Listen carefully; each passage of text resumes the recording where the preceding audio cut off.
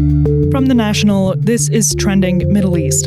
I'm Yasmin Al-Taji. It's Friday, August 1st. Here are today's headlines. The U.S. has imposed sanctions on officials of the Palestinian Authority, or PA, and members of the Palestine Liberation Organization, or PLO. The announcement came on Thursday and followed a number of countries, including allies of the U.S. and Israel, indicating they're ready to recognize the Palestinian state. The news that the US would sanction PLO and PA officials came as something of a surprise. The National's Thomas Helm is here with more from Jerusalem. US Middle East envoy Stephen Witkoff is in Israel currently talking to Israeli Prime Minister Benjamin Netanyahu about breaking the deadlock in the Gaza ceasefire talks, and President Donald Trump remains very interested in getting a deal. It seems strange that amid all this push to end the war in a peaceful manner, the US administration would sanction what is viewed as internationally the sole legitimate representative of the Palestinian people, which widely viewed as a more moderate Palestinian body and movement than Hamas, and which for a long time was also considered, the PA in particular, considered to be an important part of a post-Hamas Gaza governance structure. The PA was established as a result of the Oslo Accords to govern the Palestinian territories, including the West Bank. The UN recognizes the Palestinian Authority as the governing body of the State of Palestine. In terms of what the effects are, not much is known because it's still very new. But for example, if it affects visas, it's unclear how Palestinians and Palestinian officials would travel to the UN, which is one of the main forums that the Palestinians use to garner support for their cause. So although it remains to be seen what the effects of this move are, some people view it as a very serious blow to the PA, an organization that is already desperately struggling under a massive economic crisis and a crisis of legitimacy in the face of massive Israeli military raids in the West Bank, including in Area A, which the PA is supposed to entirely control. Meanwhile, there's been an increase in tension between the U.S. and Canada after Canada said it would recognize the state of Palestine.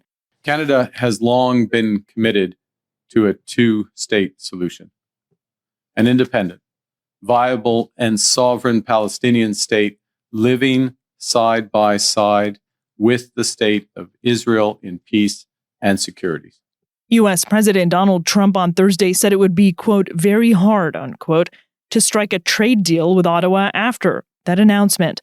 Canada on Wednesday joined a growing list of Western countries led by France that intend to recognize Palestinian statehood at the UN General Assembly in September, a step opposed by the U.S. and Israel. Canada's Prime Minister Mark Carney said recognition was conditional on several factors, including that Hamas could play no role in a Palestinian state, that it should be demilitarized, and that the Palestinian Authority hold elections by 2026. Canada's facing levies of between 25 to 35% on its exports under Trump's sweeping tariffs.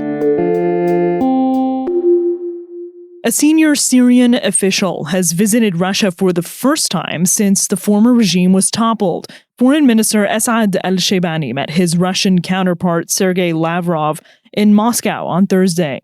It's a huge shift in the state's relations. The National's Khaled Yacoub Oweis reports. Mr. Shaybani's visit to Moscow is a diplomatic breakthrough.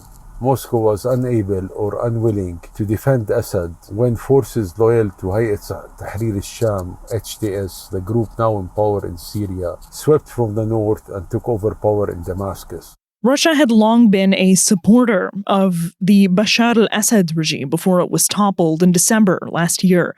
Moscow had intervened in the Syrian civil war in 2015 and saved Bashar al-Assad from a major military defeat. Now Assad is living in Moscow. In January, just before Ahmed al-Shara was declared president of Syria, a Russian delegation visited Damascus, and President al-Shara at that occasion demanded that Moscow hands over Bashar al-Assad, who had fled with his associates and relatives to Moscow.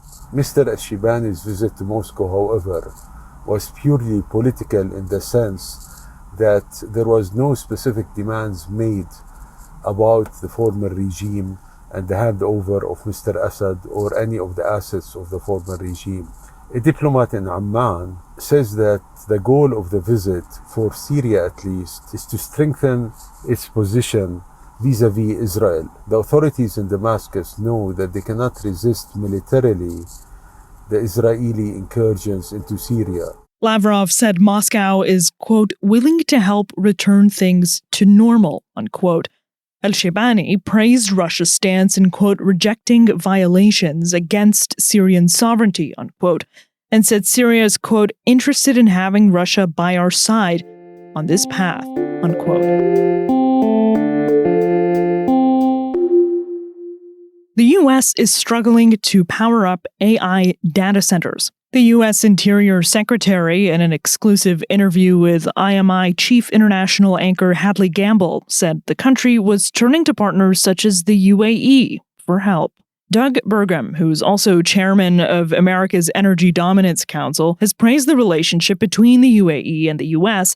in areas including the rapidly developing field of artificial intelligence. I think we're going to see new forms of collaboration evolve. And UAE is one of those countries. UAE absolutely would be one of those that I think people would say, hey, this would be a great place because you've got a trusted relationship, mutual investment going on, mutual investment in protecting each other in terms of defense. In the case of UAE, a 1, 2, 3 agreement on nuclear. I mean, there's a number of things where you'd say, hey, there's great alignment to make this happen. And I think we'll see more of that springing up around the world. This week, U.S. President Donald Trump signed the biggest trade agreement in U.S. history with the EU. It includes $750 billion worth of energy over the next 3 years.